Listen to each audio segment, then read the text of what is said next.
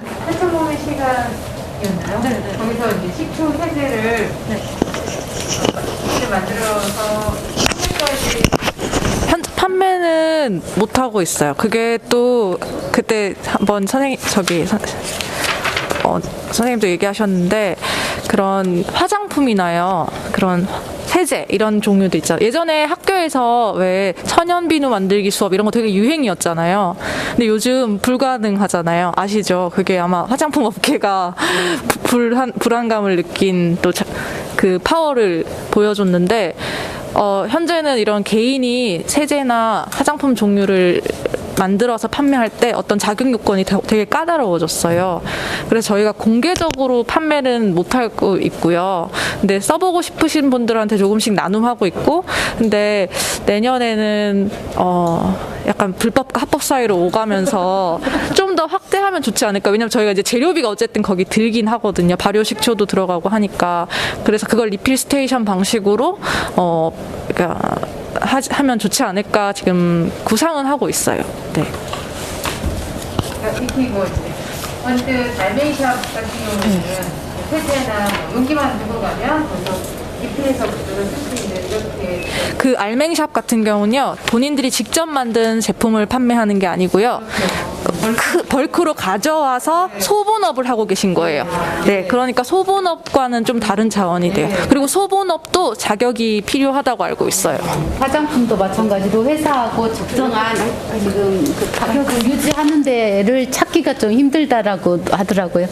이렇게 벌크로 판매할 것이, 제가 아까 이게 그 주무관님 이야기할 때하고 여기 선생님 이야기할 때하고 몇 가지 이제 나온 게 그거 이야기는 좀 했으면 좋겠다라고 해서 메모한 게 뭐냐면 그 공동 집화장하고 건전지하고 생분해성.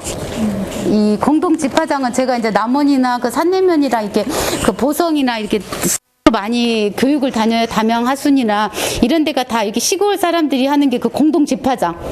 여기 이게 좀 잘 운영됐으면 좋겠다. 몇 가지라도 굵직굵직한 거라도 좀 가져갔으면 좋겠다고 하는데, 아까 주무관님 이야기처럼 누구 담당자가 없으면 안 돼요.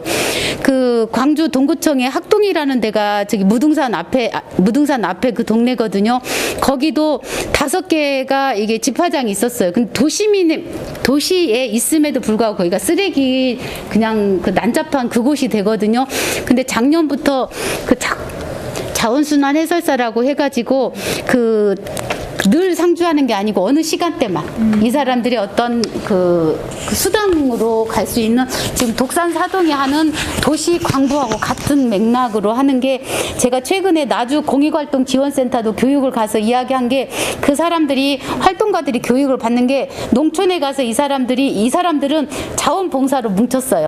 갖고 내가 어느 지역을 산내를 딱 지역을 해갖고 여기를 내년에 어떻게 해보겠다라는 목표를 해갖고 가는 어떤 그런 자원봉사로 가지 않으면은 어떤 장소든 쓰레기 하치장밖에 안 된다. 그래서 사무소에다가 동면 사무소에다가 네네. 활동 집화장을 에브리데이 한다. 그러면 좀. 근데 이제 거기에서조차 누군가는 상주해야 된다는. 돈은 써야죠. 네. 근데 이제 이런 이야기가 지금 광주에서 전국적으로 그 한국환경공단에서 일자리 사업으로 사람들을 아파트에다가 2-3명을 배치를 했어요. 모든 아파트에. 갖고 그 아파트에서 수거하는 주민들을 만나서 하라고 하는데 오전 타임, 오후 타임이 있어. 근데 저희 아파트도 20년 넘지만 저도 이렇게 밖에 돌아다니면 딱 일주일에 한 번 정도 거기 가서 배출을 하지 늘 가져가진 않잖아요. 그러니까 그 사람들이 그냥 있는 거야.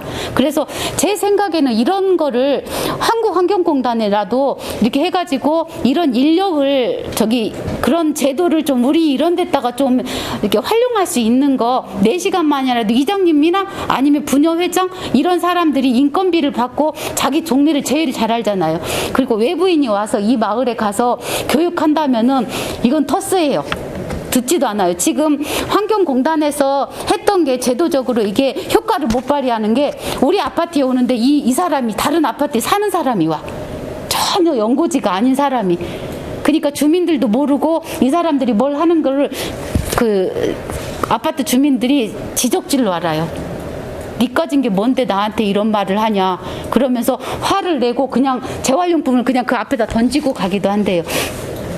그러니까 저는 그 동네 사는 사람들이 그런 인력을 좀 요즘에 공공근로도 있잖아요. 저희 엄마도 익산에 사시는데 그 공공근로 하시거든요. 이런 사람들을 공공근로 안에서 조금 교육을 해가지고 재활용을 조금 할 수 있고 장소를 같이 마련하는 것도 좋을 것 같다라는 생각을 해요. 근데 이거를 외부 강사 불려갖고 이거 집화장 이거 어떤 선별장을 어떻게 답을 할 수 있을까요? 하면은 저도 답이 없어요.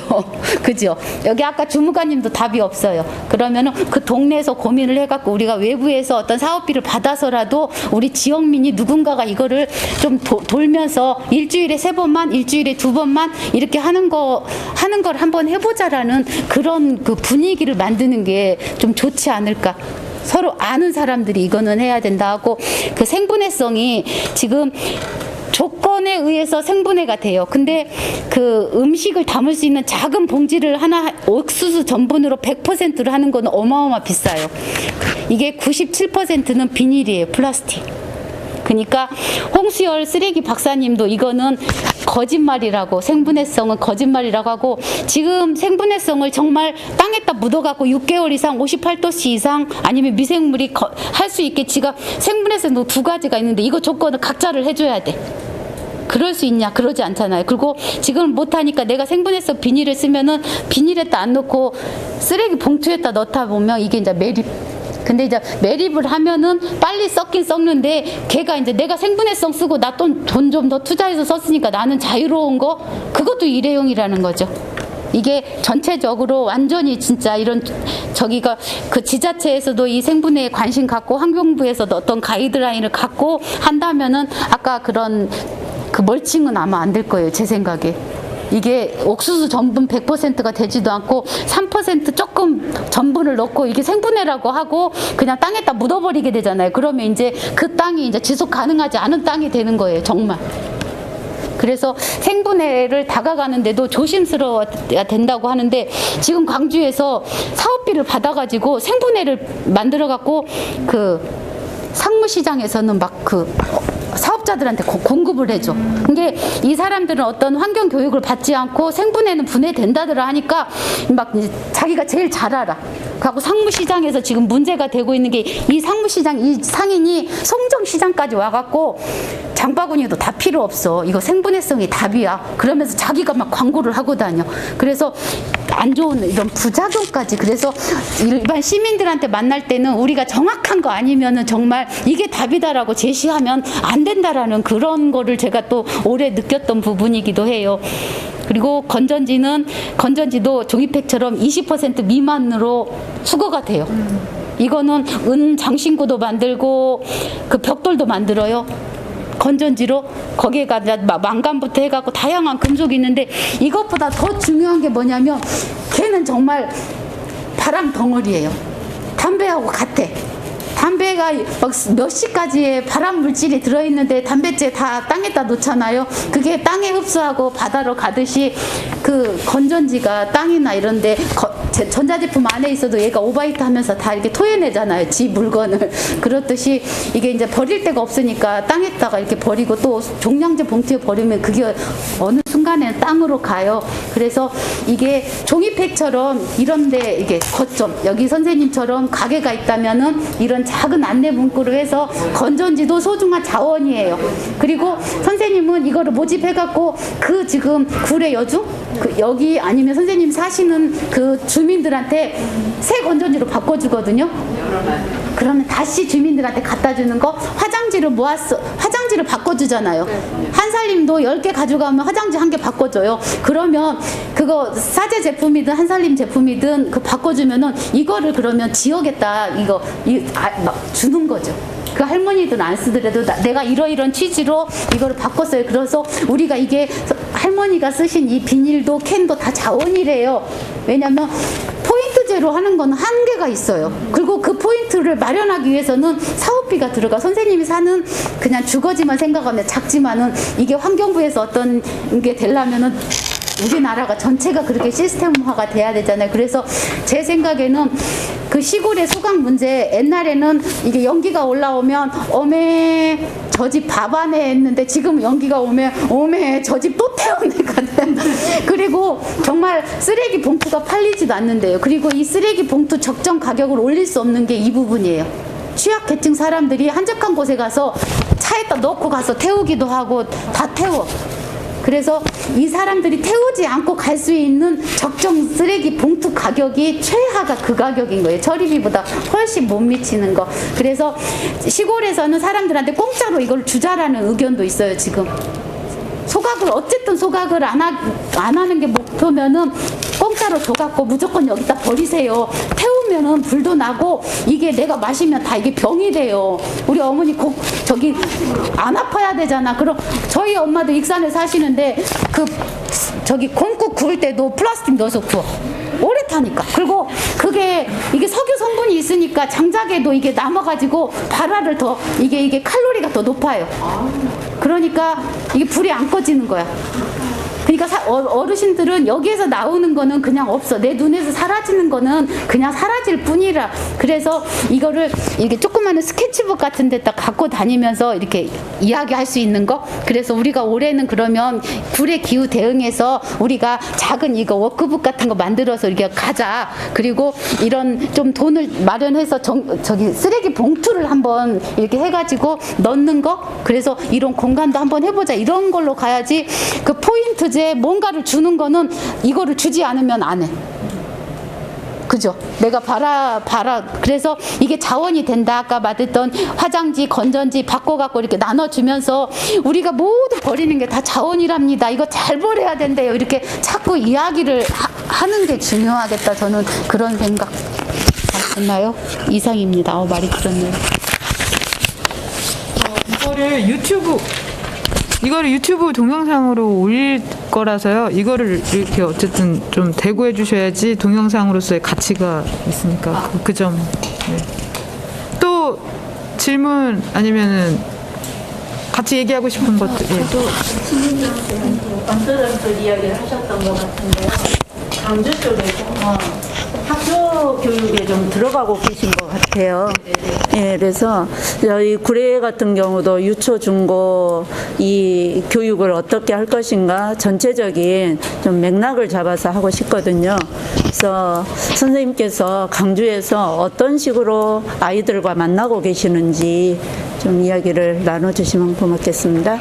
제가 환경 교육한 지 목소리가 큰데 그래도 이거 있어야 돼. 제가 환경 교육한 지는 한 10년 정도 됐어요. 광주에서는 국제기후환경센터라고 하는 환경교육 관련 데가 있고 또 광주환경공단이라고 하는 그 하수처리장 음식물 쓰레기 처리 그쪽을 또 담당하기도 하고 제가 이제 가장 많이 저기 하는 곳은 광주환경운동연합. 그래서 이 세 군데에서 제가 활동을 하고 있는데 아까 주무관님한테 전문가가 학교 현장에 가면 좋겠다 하는데 그 전문가 가면 애들 다 자요. 왜냐하면 내 입말로 정말 내 아이가 들었을 때 이 정도 그냥 10가지를 다 말할 게 아니에요. 한두 가지를 말해도 아이들한테 재밌게 말을 해줘야 돼요. 페트병 하나 분리배 주라는데 이게 페트가 자원이랍니다 보다 우리가 어떻게 해야 될까 아이들하고 이게 그 입말이 중요한 것 같아. 공감하는 거. 근데 그분들은 공감하지 못해요. 그래서 차라리 그냥 이렇게 그 주부 대상 이게 내가 교육에 욕구 있는 사람들이 프로그램을 만들고 그럼 우리 어떤 걸로 한번 해볼까 하면 가장 쉬운 단계가 지금 어르신들 만나면서 자꾸 입말을 늘리는 거. 그러다 보면 이 부분도 넣었으면 좋겠다 아니면 어린이집 같은 거 아니면 이렇게 소소하게 공부 모임 하면서 우리가 한번 이게 자료를 모아보자. 근데 너무 어렵지 않은 걸로. 그리고 지금 환경연합에서는 뭐 고릴라는 핸드폰을 미워해. 전자제품 이야기. 뭐 쓰레기통을 말려줘. 쓰레기가 너무 많이 나오니까 제발 쓰레기통을 말려줘. 그리고 플라스틱은 고래밥이 아니에요 같은 그 꺼리꺼리 쓰레기가 모두 쓰레기긴 하지만은 음식물 쓰레기 줄이기 막 이렇게 그 분야별로 딱 하는 거. 근데 아까 제가 그 음식물 쓰레기가 6톤이 나온다고 했어요. 6톤이 나오는데 뭐 4,700만 원이 물류비가 또 들어요. 그 아까 대충 계산해 보니까 비용이 많이 나는데 저는 이것도 광주는 날마다 508톤이에요. 508톤에 비하면 저는 이거는 진짜 문제가 쉬울 것 같아. 오히려 매일 큰 몇백 톤을 보다가 이 구례를 보니까 진짜 아닌 말로 짜잔한 수치잖아요. 그러면은 광주 동구회 같은 경우는 백조 아파트에서는 건조기를 만들어요. 저기 부산 대구가 음식물 쓰레기가 적게 나오는 거는 거기는 처음에는 퇴비 만들었다가 사료 만들었다가 그 다음에 건조했다가 바이오 가스로 이게 가는 과정이거든요. 근데 거기는 바이오 가스나 건조기가 있어요. 그래서 차라리 그러면 이런 거를 제한을 할 수 있어. 다른 데를 좀 견학을 해갖고 거기를 화순까지 가갖고 화순에서도 지금 광주 음식물 쓰레기가 화순으로 가거든요. 근데 이거는 구례에서 화순 가는 거는 이게 무슨 온실가스 대방출이에요. 그죠? 쓰레기를 갖고 저희 광주 근교까지 간다는 거잖아요. 그래서 우리 구례 쓰레기를 가장 우리 안에서 해결할 수 있는 방법은 무엇일까? 근데 음식물 쓰레기는 정말 적으니까 그 방법이 좀 더 쉽지 않을까. 그래서 자꾸 순천에다가 뭐 선별장에 가고 음식물 쓰레기는 화순으로 보내고 그럼 구례 사람들은 무엇이에요?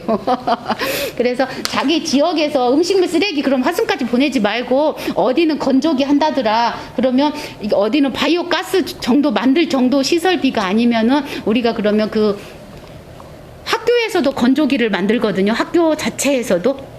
그러면 학교에서는 학교 나온 거를 학교 자체에서 건조기 만들고 또 어느 거점으로 해서 건조기 만들어서 이거를 하면 돼요. 혹시 여기 구례에서도 RFID를 써요? 이렇게 찍 눌러가지고. 이게 뭐 이제 건조기가 전기요금이 많이 나온다라고 하는데 어떻게 보면은 이제 그게 가서 물류비 들고 만약에 구례에서 처리하는 비가 10,000원이면 화순에서 처리하는 비를 10,000원을 똑같이 받을까요? 천만의 말씀 만만의 콩떡이겠죠. 배나 더 많이 받아요.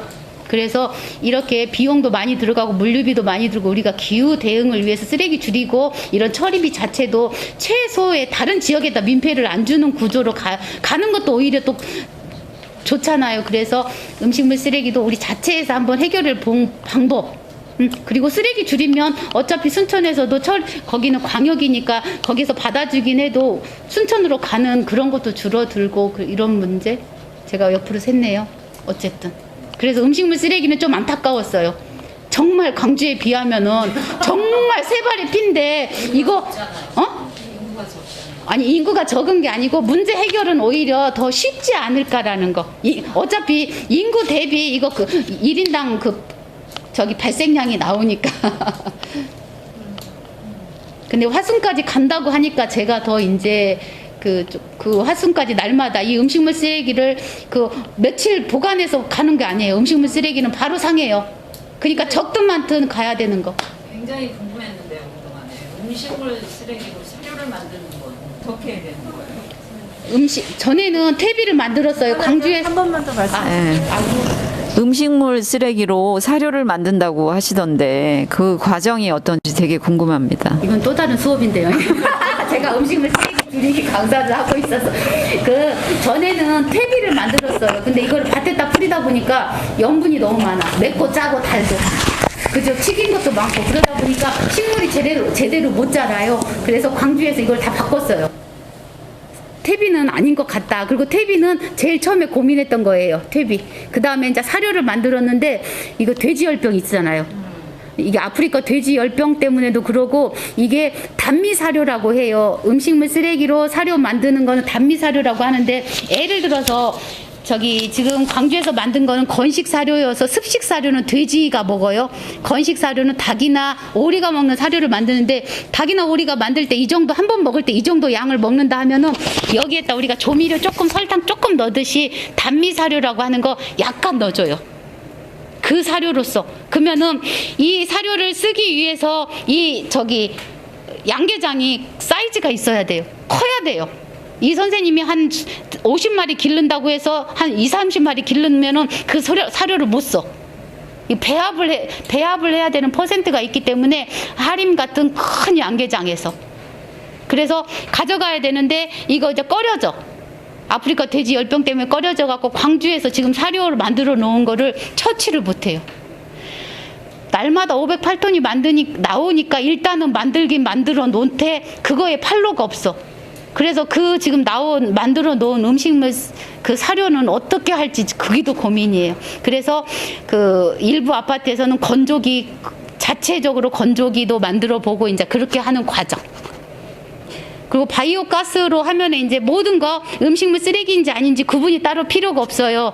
그래서 다 넣으면 돼요. 뼈다귀도 털도 뭐 내장도 다 넣으면 그게 이제 썩으면서 가스가 발생하니까 그 가스를 에너지로 만들잖아요.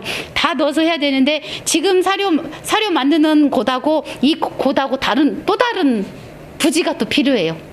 또 시스템이 필요하고 그런 문제.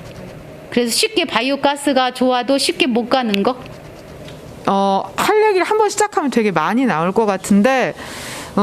이제 교육에 관심 있으신 분도 있고 실제로 이제 지역 안에서 구례 군내에서 이런 자원 순환 경제, 뭐 쓰레기 문제 관련해서 관심 있는 분들도 있는데 조금씩 이어져 있지만 또 다른 활동의 범위들이 있을 것 같아요. 근데 저는 좀 네트워킹이 되고 서로 알아가고 실제적인 변화를 가져갈 수 있게 사람들이 좀 뭉쳤으면 좋겠다는 바람도 있어서 이 자리를 좀 마련한 것도 있거든요. 그래서 이 자리 끝나고 난 다음에 식사 자리가 있습니다. 그래서 같이 밥을 먹으면서 좀 더 구체적으로 얘기 나누셔도 좋겠고요. 그 교육과 관련해서는 아시겠지만 요새 아주 광풍이 불었어요. 이제 어쨌든지 기후위기와 관련된 이야기들이 엄청 많다 보니까 뭐 대도시부터 시작해서 군단위까지 환경교육과 관련된 여러 포럼들과 교육 자료들이 넘쳐납니다. 아주 그냥 다 소화를 못할 정도로 해서 교육과 관련돼서는 제가 볼 때는 이제 어떤 선생님한테 여쭤보는 것도 좋은데 실제로 그런 자료들을 우리가 같이 좀 찾아보고 공부하는 모임을 통해 가지고 우리 지역에 맞는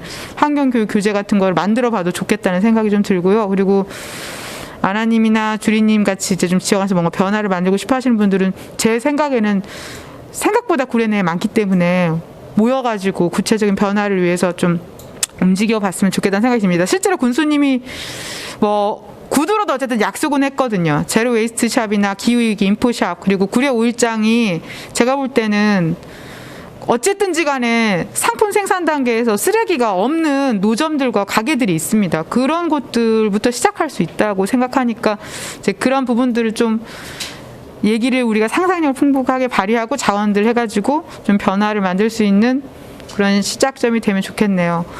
제가 말이 길었네요. 어쨌든 아쉬움이 클 것 같아서 말이 길었는데요. 오늘 그 구례기후행동 모임에서 준비한 그 쓰레기 간담회는 지금 여기서 마치도록 하겠습니다. 함께 해주신 분들 감사합니다.